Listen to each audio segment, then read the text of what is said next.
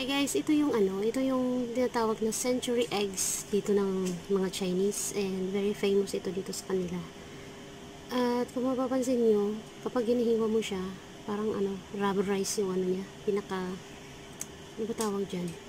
Pinaka egg, kung hindi pa yan siya naburo, yan yung egg white, di ba? Yung parang rubber na part, yung pinaka outer niya.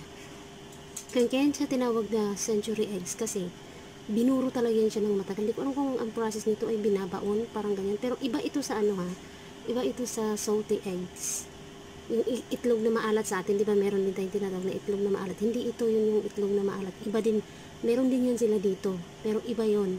Iba ang proseso ng I think, ng process ng pagpapaalat nun.